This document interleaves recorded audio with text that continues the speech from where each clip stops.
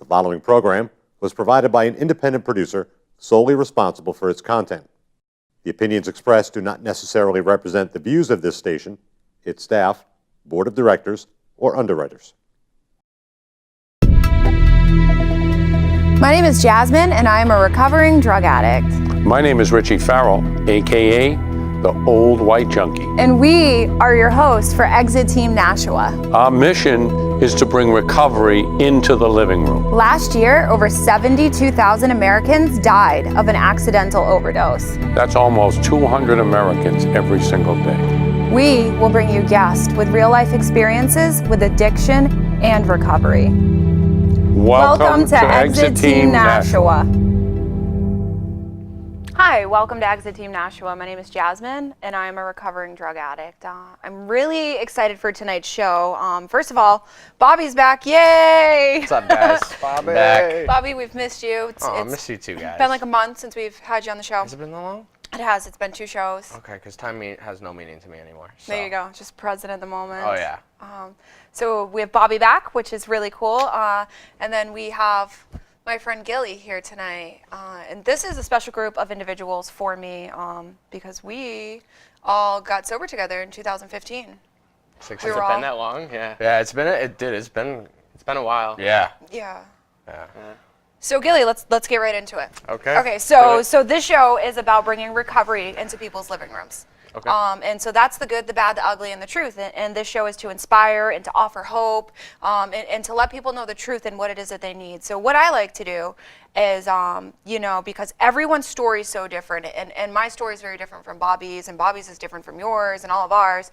And what doesn't really matter are the outside things of like how we all grew up differently, but internally, what was going on. So paint a picture for me of your childhood. Take me there. So my childhood, let me think. It started off like a normal kid growing up, right? Yeah. My parents were divorced. They both loved me dearly. They wanted me to. My dad had me playing baseball growing up. At the same time, he was a career military man, so a lot of his time was focused on the work. Really only got to see him on the weekends. I mainly lived with my mom growing up. Life was all right. She had my brother. She did everything she could for a single mom to raise me the best way she could. Yeah. And that's when things start getting a little gray area, we'll call it, because when Okay. yeah, right. It's a when little bit of a gray she area. did everything she absolutely could for me. She wanted nothing but keep the roof under my head, make sure we had food, heat, all that stuff. But she's a single mom of 2 kids. Right. Everything falls on her plate, so she's just working a lot, and that had me kind of explore, let's fill this void of family with a quote unquote family that really wasn't there. And then I kind of started taking the wrong path. No. Okay, so how did that feel? So a lot of people, they can identify with these feelings, like you said, fill that void, but. Yes. So it took me a long time to realize kind of those feelings. At that time, I thought, hey, this is normal. This is what every kid goes through, honestly. And as I started realizing, hey, my friends are sitting down with their parents at dinner every night and things like that, I started just having this, like I said, that void. I had this, almost like this sorrow for myself, almost like self-pity, like I wanted more, right? Makes sense. I don't know, I just longed. I felt like maybe I'm not loved as much, maybe maybe I'm not good enough to be a part of this family, and I just tried making myself feel happy. I was happy to an extent, but I wasn't that true happy of a child, running around having a great time, hanging out with their friends. Yeah, you want that external validation, which I think is something that's completely normal with us. Doesn't matter where we come from. I know for me growing up, I always saw somebody saying oh, that was great, Bobby. Good job. Because inside I was just ugh. I don't feel okay. Yeah. I don't feel right. I don't feel worthy. So on and so forth. Mm-hmm. So it's weird. So I grew up you talked about you needed to fill this void and you said it in self-pity. And so I grew up feeling the same way. And I grew up, I had this story that I told myself. Yeah. And, up until very recently in my life, I thought that I really had a rough childhood. You know, and was I subjected to unfortunate events? Yes.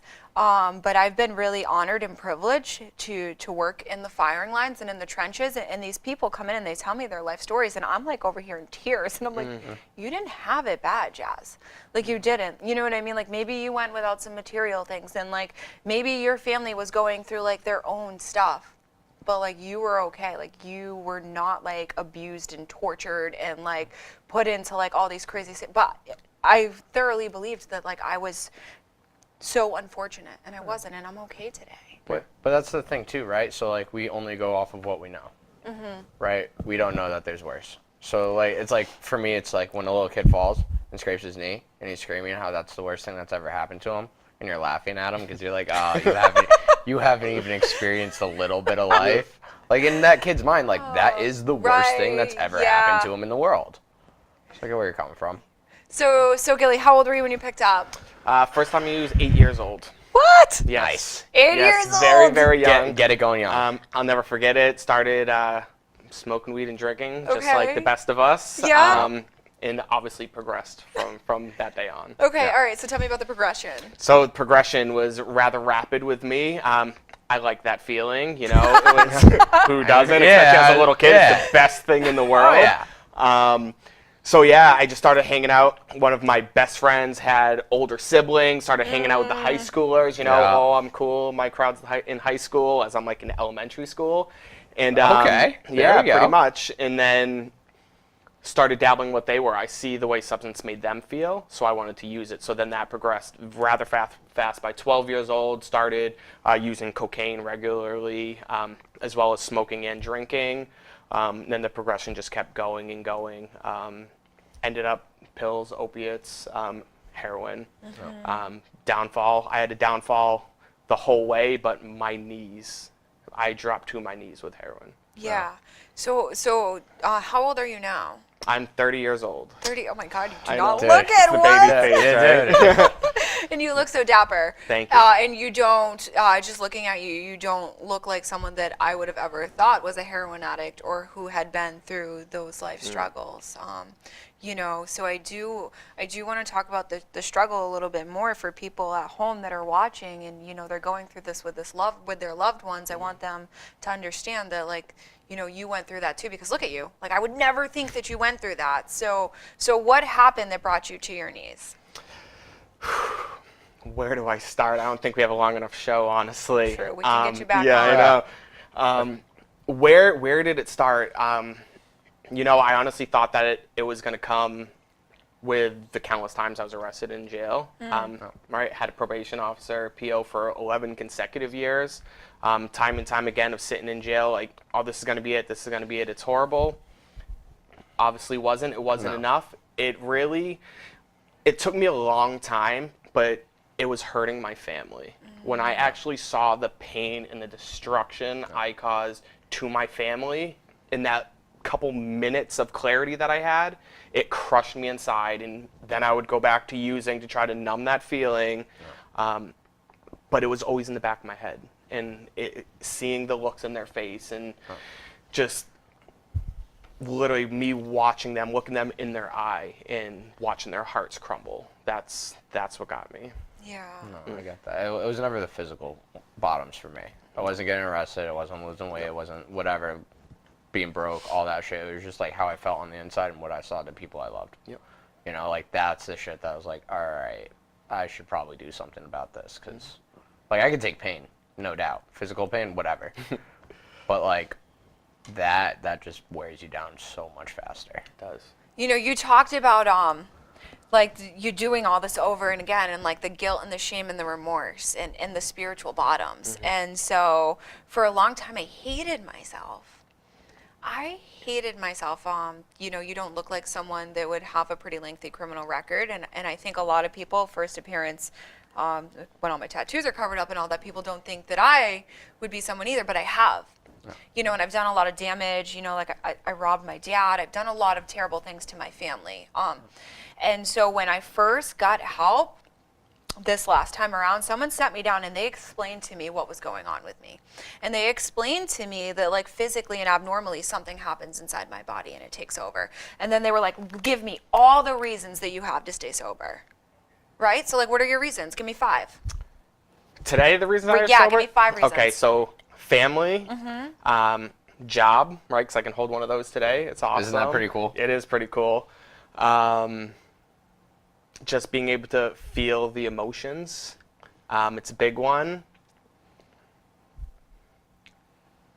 Be there for another person, another human being. I'm just trying to think of like the 5 biggest ones to me. Just being there for someone else and being able to help another sick and suffering addict. How have those things kept you sober? How have they? Yeah. They've kept me sober by holding myself accountable. Right. I guess the biggest way. But like, so what I learned when someone explained this to me is those reasons like didn't actually keep me sober.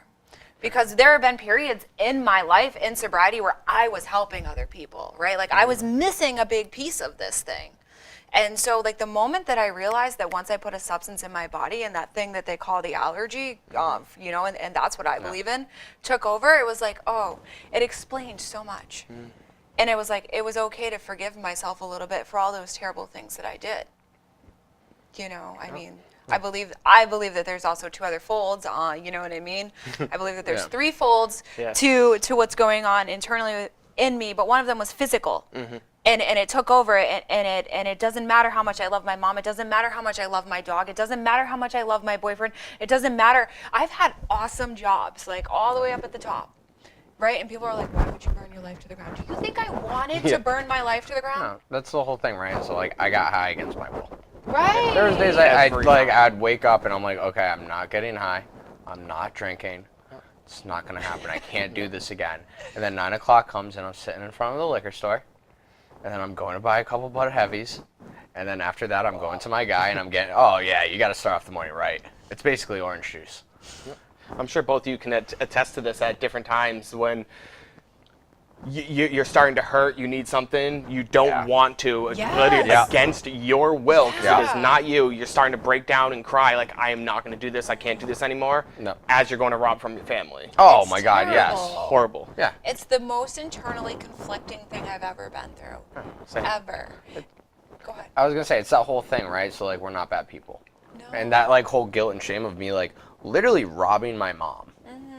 Like I love that woman, but I would steal from her every chance I got.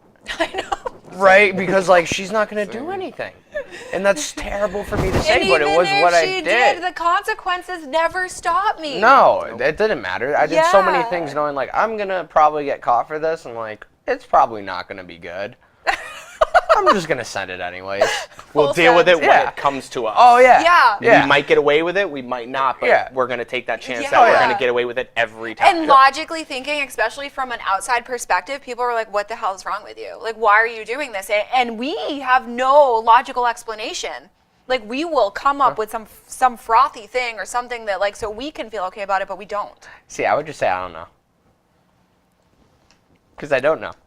Right. It was just like one of those things. Like it sounds like a smart response. Of course you say that, but it's like honestly, I don't know. I don't know. I just did it because like I had to, or I think I have to. Right. That's key. We thought we had to. Yeah, it's just not. I didn't have to do anything that I did, right? I still don't have to do anything that I do, right? It's a choice. No, I don't. That was deep. That was deep.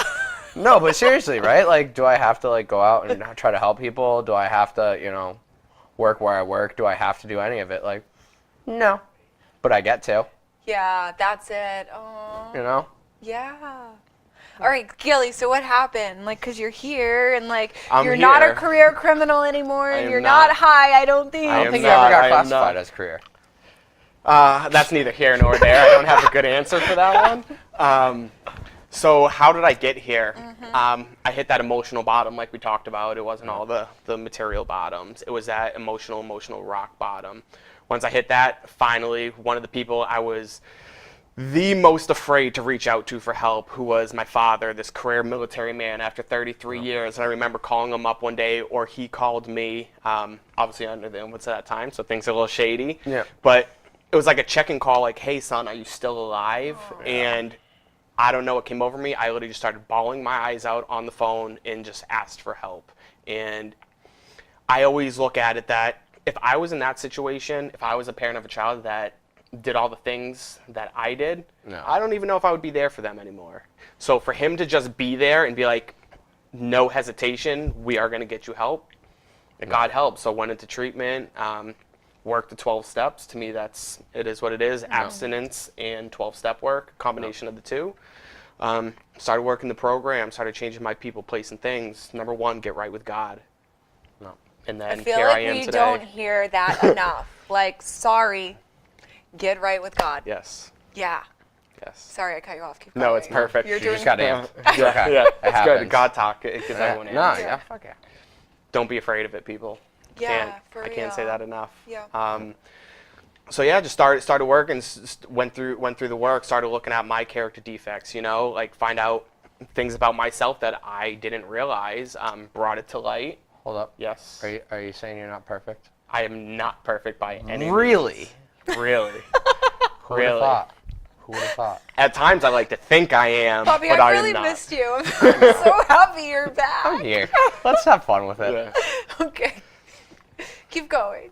Because you're doing great. I don't know. I don't know where You're else to go. perfect. You're I am I am perfect, not Gilly. perfect. I am You're not Gilly. perfect. Keep going. Yeah, so character defects. Yeah. After that, I found out all these character defects about myself. I remember I was sitting with my sponsor, or after sitting with my sponsor and reading my 4-step, and I go into this room to take my hour with God, and I open up this piece of paper, and I'm just like, oh, I need to go write again because this man, I'm telling you, he's wrong about all these. I sat there. Honestly, I'm sure a lot of people understand this. And I sat there with it with Ego? myself. I What? know, right? Who would have guessed Ego was one of the first ones on the I don't know if list? you know this, but my full name is Robert Joseph Humble Pinciero. So, Yes. I don't know if you got the right idea. Yes. So I started giving back what was so freely given to me. Yeah. Can't say that enough. Started making right for all those wrongs I've done to those people in my life, and it's helped me tremendously. Can't say it enough. Yeah, absolutely. And you talked about giving back. Like, I work with you. You do. I see what you do. I see how much you fight for people to get them help in any way, shape, or form. So, like, that's something you continuously do. I think that's something all of us continuously do. And, like, that's the biggest part of mine, Yeah. I feel, is helping others. Because, like, when I reached out on the day I got sober, I was given help within 20 minutes. Yeah. I called Nate, Yep. and 20 minutes later I had a bed. Yeah. You know, He's a great guy. he's an animal. He is. No. He is. So giving away, I tried to explain this to people, and I can't really explain it because I don't really know, but for some reason, right, you think taking your time and giving to someone would be a burden. And truth is that sometimes my mind tells me it is a burden, right?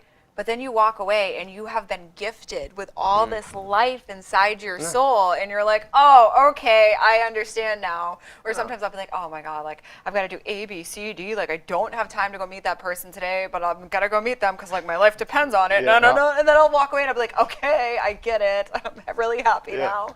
No, and it's Every time. oh yeah, Every time. oh yeah. No, and it's like that whole like idea, right? That like I've taken away for so much, Yeah. for pretty much all my life. So like the chance of me giving back, I just love Bobby. yeah. Pretty much all my life. He's No, pretty much. I mean, like it's very recently that I'm an upstanding member of society, if you even want to call it that, yes. right? So like it feels good to do that kind of stuff, to be there for people. You know what I mean? What? Do I amuse you? Am I like a clown? I'm still just laughing at them pretty much all my life. That was good. Yeah. Rebecca Fells. Yeah. Nice. Okay, cool. So, what else do you do? Because you have like really cool things going on, and like you're doing well. And like for when I first got sober, my life was very, very, very rigid, and I had all these things that I had to do, and I did need to do those things, and that's where I was at. But like, that's not my life today. Like, I'm out living life, and like I have really cool, beautiful things happening. Do I give back? Yes. Do I still write inventory? Do I still put myself in check? Do I still call another woman and read those gross things about myself and get humbled? Yes. But I'm here to tell you that there's a lot more to life, and I see you out living life. There is a lot more. Yeah. So what else do you do? So live my life. I lived the life that I thought I could never live, Right. honestly. Even, I'll just throw it in, last weekend alone, Bobby was there. Oh, yeah. We went camping. Yeah. It was amazing. There was what? Yeah. Stop like it! You went 30 camping with Bobby. I did. Oh, yeah. I want to go. Oh, He yeah. wanted to fight a bear the whole time.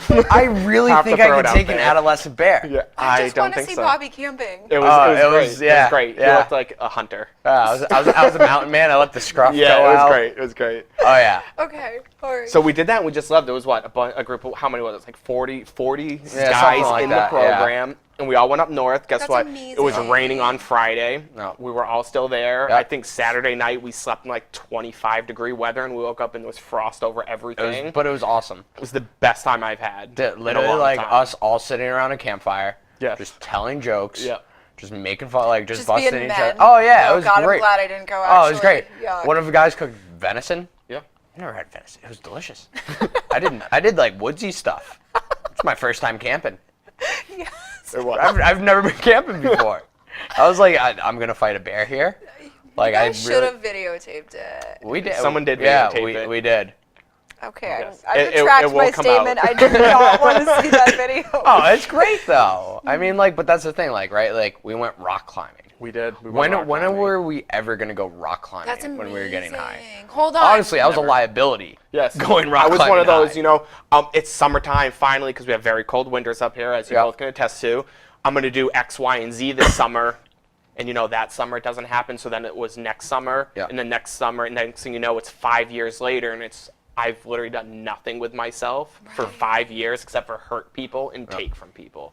So just living life. It's so cool, right? I've been sober 2 years, and I've done more in 2 years than I've done in the last 32 years of my life. It's crazy. Same. People are like, you're just like out there rocking and rolling, and I'm like, I don't even know how to slow down. Yeah.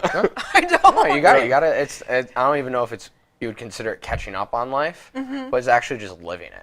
Yeah. Because like literally, like when I was getting high, I didn't leave my county in Connecticut. Like besides like the random wake up in New Jersey, not knowing how I got there, because it happens. It happens. It happens to the best of us.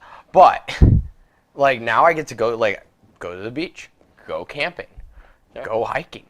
I never went hiking before. Yeah. Think I would go hiking? No. No. But like I get to do that kind of stuff today. Mason and I are going hiking next week, and I would love for you to come. As you laugh. That's awesome. Major? Sure, wherever. That's the last time we hiked. We could go. We could hike Mount Major. We could go wherever. Yeah. So Hiking's so great. you're living. You're out doing these really cool things, and what else? I went to a whole bunch of concerts this summer, which was great. It was something that I thought, concerts and the beach. I went to the beach a lot this summer as well. Both of those I thought, when I'm sober, I can never do these activities ever again. I can do it just fine. And they're amazing. So I think there's one If more not thing better. that you're kind of just scooting by, but I think it's huge for this. Okay, here we go. What do you do with your family? Anything and everything I can. There you go. Honestly, went to take my mom out right for her birthday this year. Same with my dad. I'm literally just there for my family. And that's something that like I know even if I was there, I wasn't there. Yeah. Right. I wasn't mentally there. I was either thinking about You were physically present and nothing more. yeah, I'm either high, so I can't pay attention to anything and notice anything. Either that, or I'm thinking about getting high, or I'm thinking about what excuse I'm going to use to get out early so I can go get high. I was never there. Like today, I get to be present.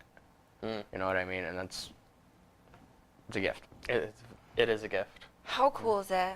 And how cool is this show? You know what I mean? Because like as you guys are talking, I'm just like taking a step back, and I'm just like, holy cow! Like you guys are so inspirational. Thank Like you. for And you are viewers- inspirational Yeah, too. For so- viewers okay, that are let's watching- get that compliment. that are Yeah, watching you know what at I mean? home though, like Gilly, like you're our guest today, and this is about you. But like you were like that hopeless person that people had given up on. I am the You real deal were. alcoholic that the big book talks about. And Wow, so like if you guys are watching and you've given up on your loved ones, or you think that there's no hope, like here he is. He's alive in the flesh, and like he's out living life today. He's showing up for his family. He's going camping with his friends. He has a job that he shows up for. He helps people. In personal life and in work Yeah. life. Yeah, no, and it's nice having that distinction too. Like, I like how you brought that up. Have to 'cause, have work and recovery separate. Right, Yeah. Even with absolutely. working in the field. Yeah. Thank you. And it's one of those things that, I've seen it happen with other people, and it doesn't work out well if they don't keep it separate. But, like, the fact that you said that, separate, that's huge for us. Has to be. Yeah, it has to be, absolutely. So I work in the field, and my work is not my recovery. And people are like, well, like, why are you out meeting with sponsees? Like, you just work 12 hours or this and that. I'm not like, the same. It's not the same. It's not the same. It's just not. I'll talk to a guy for an hour at work, and then I'll talk to a guy that I sponsor for another hour, and it's like, there's a difference. Yeah. You feel a difference. Absolutely. And it doesn't take away anything from at work. Like, I love my job. I really do. I really believe in what I'm doing, and I really believe in helping others. So I love that, but there is something different. So, You know what I mean? so Gilly, the show's almost over. It goes by quick, doesn't it? It does go by quick. Yeah. So, what do you want to say to people that are suffering? There is hope. Yeah. Bottom line, there is hope. There is a way out. Ask for help. Can't say that enough. Ask for help, and help will come. No. Pray, even if you don't know what you're praying to. Right? You have to throw it in there again. Yeah, and you don't have to say the 1,000 these in praying. No, you do Oh, not. I talk. We need a whole show Yes. on that. We could- Oh we my could- God. It drives me crazy when I talk to someone and it's like, well, I don't know how to pray. Someone says I have to do it this way or that way. Pray however you want. Was that God, or is that who you want to call your higher power? No, they are not. They're one of us.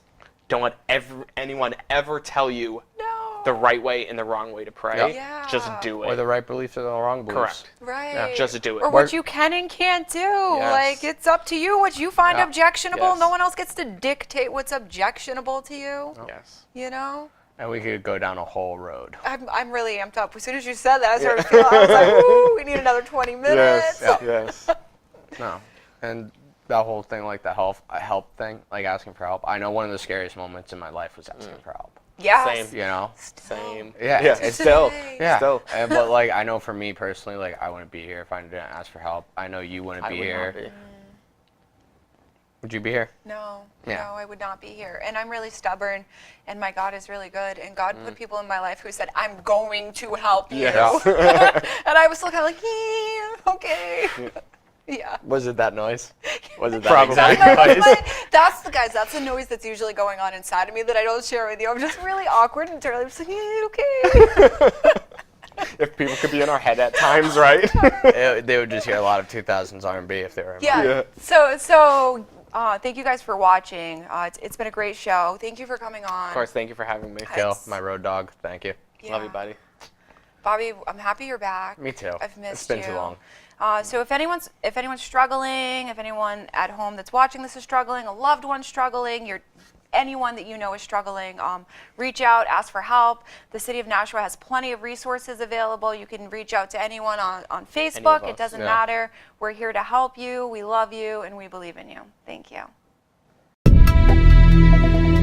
My name is Jasmine, and I am a recovering drug addict.